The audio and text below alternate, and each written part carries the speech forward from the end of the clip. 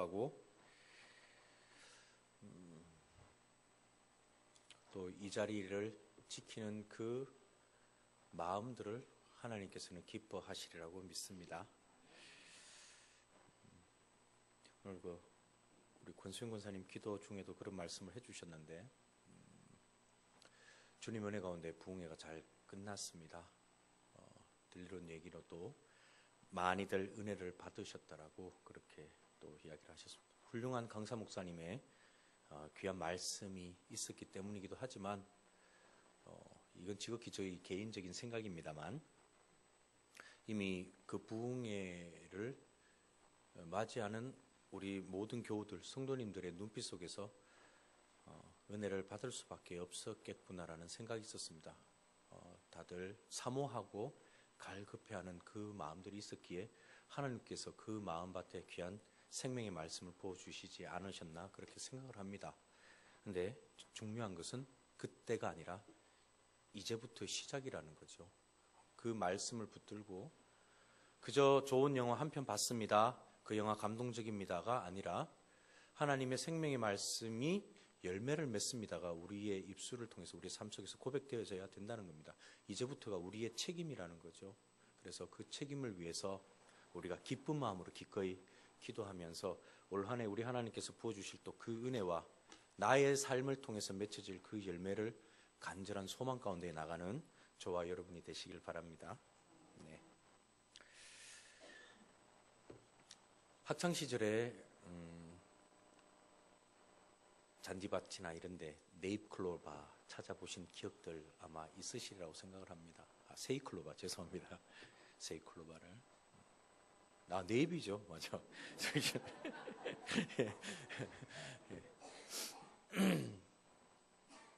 그래서 그 네잎클로바 잘 어쩌다가 발견되면 그곳 자기가 읽는 책에다가 잘 말렸다가 옛날에는 코팅이라는 게 없어서 말려서 그것을 저희 학교 다닐 때는 그래도 코팅을 해서 그것을 연애 편지 사이에다 끼워서 상대방에게 전하곤 했습니다.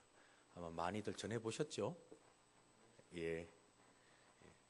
많이 전해보신 분들은 아마 실패도 많이 해보셨을 것 같습니다. 많이들 받아보셨죠, 그러면? 네. 바로 그 편지를 전하면서 네잎클로바를 주는 그 이유가 바로 그런 메시지가 있죠. 당신을 알게 된 것, 당신을 사귈 수만 있다면, 당신을 사귀게 된 것, 이것은 저에게 행운입니다. 이런 메시지가 있는 거죠. 그래서 네잎클로바를 찾으려면 되게 어렵습니다. 간혹 클로바가 아닌 비슷하게 생긴 풀을 뜯어다가 그것도 네잎클로바로 믿고 그렇게 있었던 적도 있는데, 그런데 다들 알고 계시겠지만 사실은 네잎클로바의 꽃말이 행운 아닙니까? 그죠? 세잎클로바의 꽃말이 있습니다. 그게 뭐였죠? 예, 행복입니다. 우리는 너무나도 흔해서 그걸 쉽게 무시하면서 그렇게 살아가고 있습니다. 당연히 우리가 소유하고 가져야 되는 것, 늘 우리 주위에 있는 것, 눈 뜨고 보면 바로 보이는 것, 그게 바로 행복이라는 겁니다. 그런데 그걸 잘 모르고 살아가는 게 또 우리 인생의 어리석음이 아닐까 그렇게 생각합니다. 그래서 질문을 한번 던져볼까 합니다. 우리 성도님들은 행복하십니까? 말씀 잘 하셔야 됩니다. 왜냐하면요, 좀 당연히 아멘 하셨는데 내가 고백한 대로 정말 그렇게 사셔야 됩니다.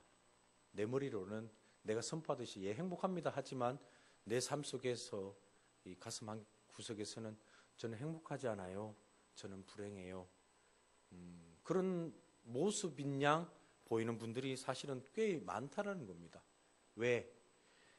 나에게 이러이러한 것들이 있어야 되는데 우리 자식이 사업이 잘 돼야 되는데 사업이 잘 안 됐습니다. 그래서 저는 행복하지 않습니다. 내 자녀가 좋은 배필 만나서 결혼도 하고 손주들도 한 4-5씩 낳아가지고 좀 뭔가 이렇게 동네 자랑도, 노인정 가서 자랑도 하고 해야 되는데 결혼을 생각을 안 해. 불행합니다. 이런 표정과 이런 모습으로 우리가 살아가고 있지는 않는지. 내가 강건해서 남들에게 제 나이가 몇으로 보여요? 이러면 한 30으로 보입니다. 이렇게 좀 동안처럼 보여야 되는데 한 80, 90 같이 보여서 저는 불행합니다. 행복하지 않습니다. 지금 제가 다 말씀드린 이 모든 것들은 우리가 행복을 우리에게 주어진 뭔가 조건에서 찾고 있기 때문입니다. 물론 우리의 삶 속에서의 주어진 조건은 정말 중요합니다만 하나님께서 성경을 통해서 우리에게 들려주신 그 말씀은 행복의 조건은 거기에 있지 않다. 그걸 이야기를 해주고 있습니다. 우리의 머리로는 너무나 잘 알고 있지만 우리의 이 영혼이 그렇게 기꺼이 아멘으로 동의하면서 살아가지 못하는 바로 그 행복. 그런데 오늘 이 추운 날씨 속에서도 우리가 그래도 하나님께 예배 드린다라고 예배하는 예배자의 모습으로 이 자리에 있는 그 모습이 사실은 우리가 행복해지기 위해서 이 자리에 있는 겁니다. 무슨 소리냐? 그래도 하나님께 예배 드린다는 그 예배자의 모습으로 하나님의 뜻을 구하고 하나님의 은혜를 구한다고 그래도 나름 우리가 그렇게 몸부림치는 이 모습 가운데에 비로소 하나님께서 우리에게 가르쳐 주시는 작은 하나하나 이것들이 나중에 쌓여서 결국에는 저는 행복합니다라는 그런 고백으로 우리의 삶을 우리의 신앙을 인도해 주시리라고 그렇게 믿습니다. 오늘 본문 말씀 모세가 이스라엘 백성들에게 축복의 말씀을 전하고 있습니다. 그가 왜 축복의 말씀을 전하고 있느냐 하면 하나님께서 모세에게 말씀하셨습니다. 그 나이 80이 돼가지고 이제 더 이상 내일에 대한 소망이 없는데 더 뭔가를 꿈꾸고 뭔가를 새롭게 다짐해볼 그러한 나이 아닌데 어느 날 하나님께서 그 모세에게 나타나셨습니다. 너는 가서 내 백성을 바로 이곳으로 인도해서 나에게 예배하라. 모세에겐 정말 황당하고 어처구니 없는 일이었을 겁니다. 왜냐하면 그가 한참 힘써서 일할 수 있는 그의 나이 40에는 하나님께서 그를 그냥 살인자인 그 상태로 두셨을 뿐, 그가 도망자로 그대로 두셨을 뿐, 그가 저 낯선 땅에 가서 잘 알지 못하는 그곳에서 결국에는 가정을 이루어야 했고 장인 이드로라고 하는 사람의 그 가축들을 키우면서 처가살이 40년을 하게 만들었던 바로 그 하나님께서 어느 날 나타나셨습니다.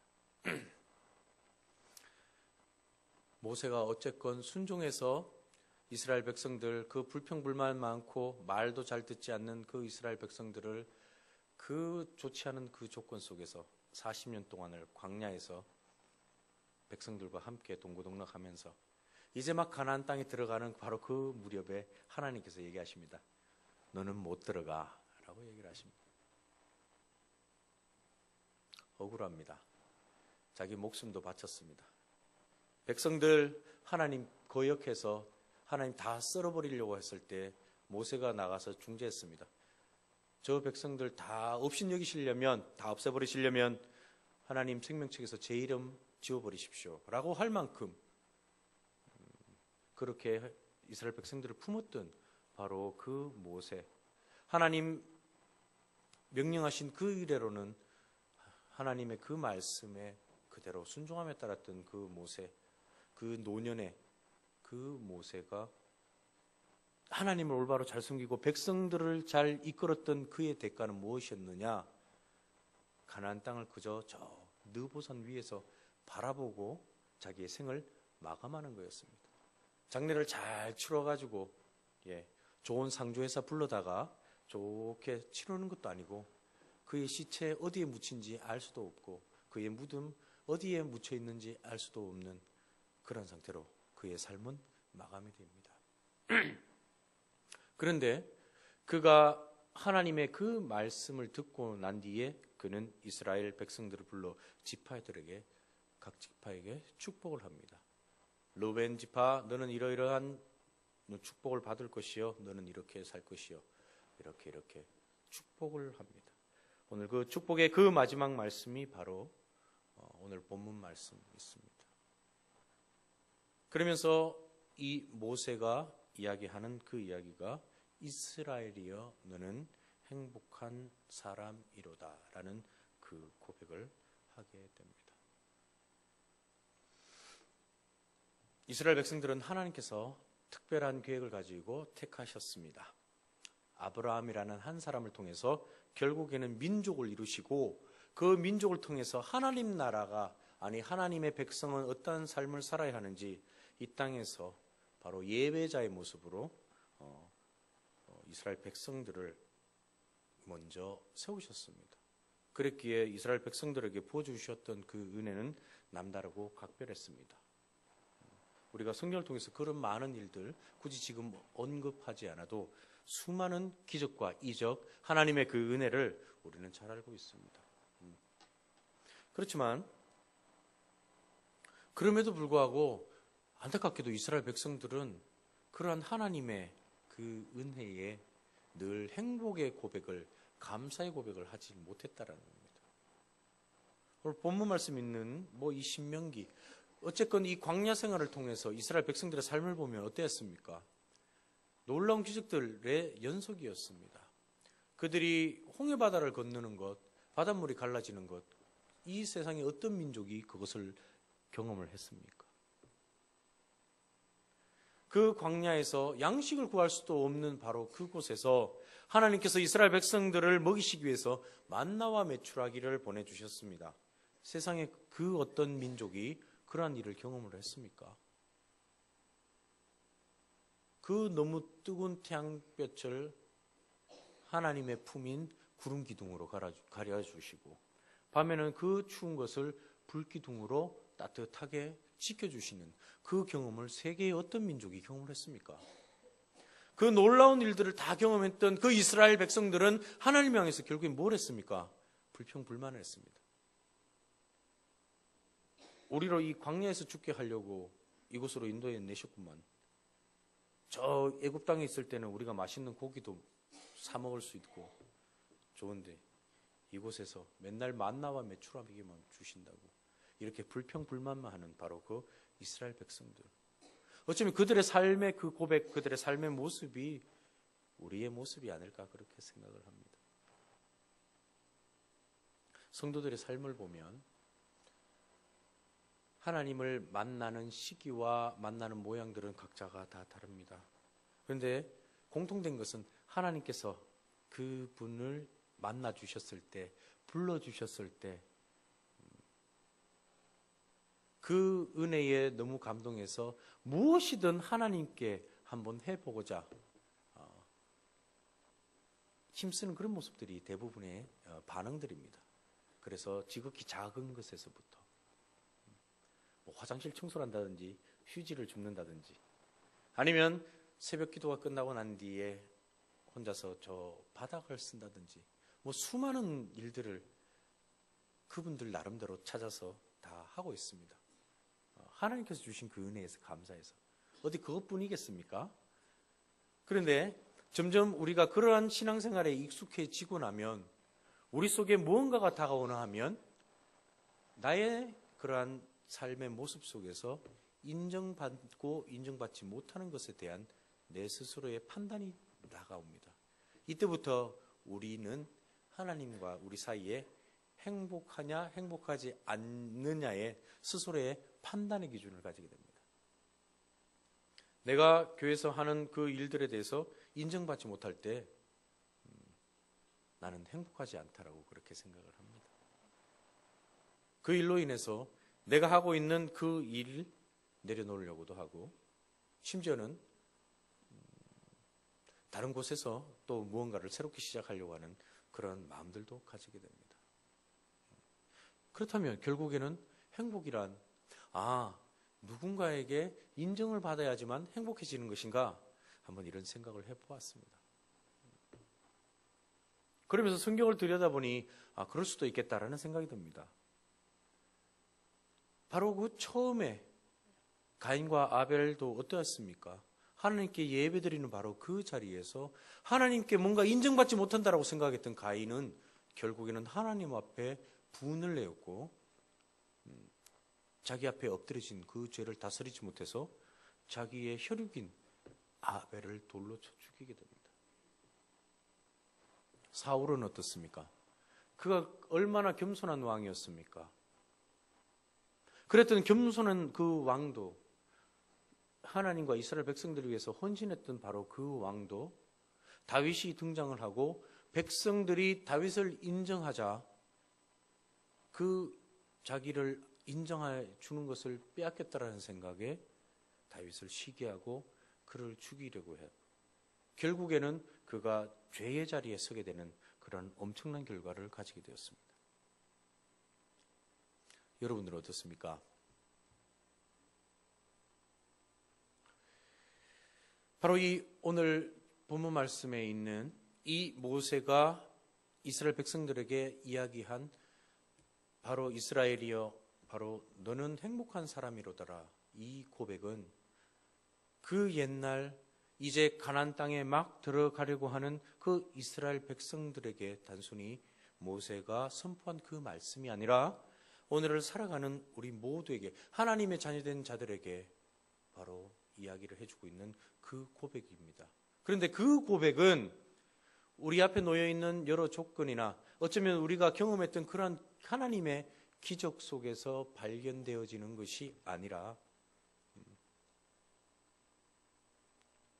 결국에는 이 행복의 조건이 어디 있는가를 우리가 제대로 알아야 할 것 같습니다. 이스라엘 백성들에게 모세가 너는 행복한 사람이로다라고 그렇게 고백할 수 있었던 그 이유는 무엇이었을까요? 이스라엘 백성들만 먹을 수 있었던 그 만나와 메추라기 때문이었을까요? 물론 이스라엘 백성들만이 경험했던 그 기적이었습니다. 그런데 한번 생각해 봤습니다. 그 너무나도 달고 과자 같은 그 만나와 내가 수고하지 않고 돈을 내지 않아도 먹을 수 있는 그 메추라기라는 그 고기를 끼니 때마다 40년을 한번 여러분들에게 제공을 한다라고 생각을 해보십시오. 정말 행복할 수 있을지. 불기둥과 구름기둥을 한번 생각해 봤으면 좋겠습니다. 그 뜨거운 태양빛을 가려줄 때 얼마나 시원하고 행복할까.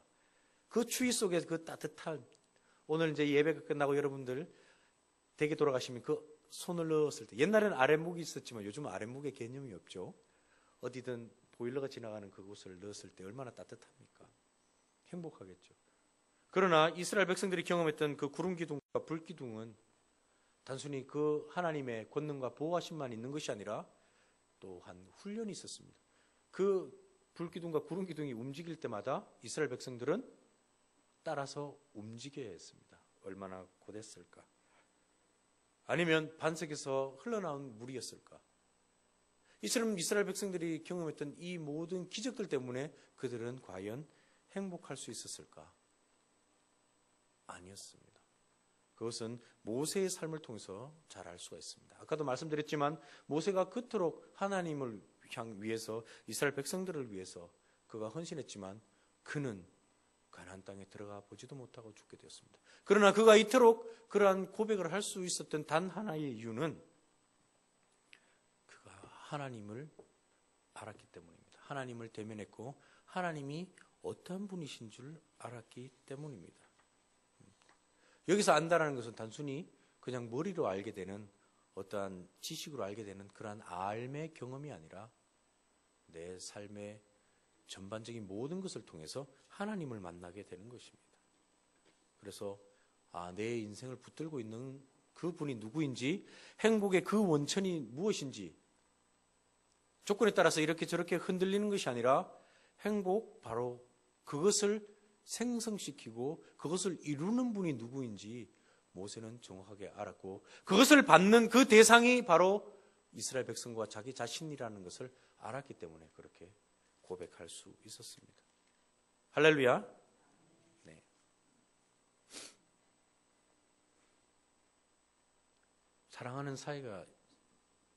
사람이 생기게 되면 비로소 우리는 행복을 느끼게 됩니다. 비록 지금은 결혼한 지 20년, 30년, 40년 되어서 사랑하는 그 사람을 부르는 애칭이 이제는 원수도 아니고 왼수가 되어버렸지만 그럼에도 불구하고 그 만나서 이룬 그 또 사랑의 결실로 둘을 닮은 또 자녀들을 키우게 되고 아무튼 그 삶의 속에서 우리는 행복과 사랑을 느끼게 됩니다. 그런데 진정한 그 바로 삶을 통해서 느끼게 되는 그 행복은 그 사람을 통해서 그 사람이 가진 뭔가 능력과 그 사람이 가지고 있는 무슨 배경 때문에 행복해진 것이 아니라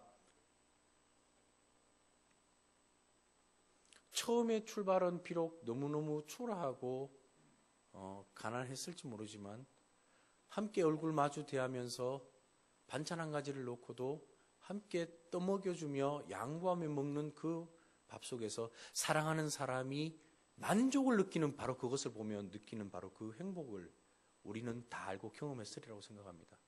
그것처럼 진정한 행복은 어디에 있느냐?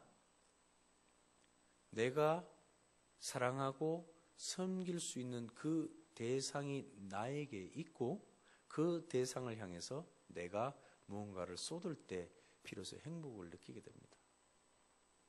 사랑하는 사람, 아까도 말씀드렸지만 그 행복은 내 자녀가 태어나서 내 자녀를 기르는 그 행복에 비하면 행복도 아닙니다.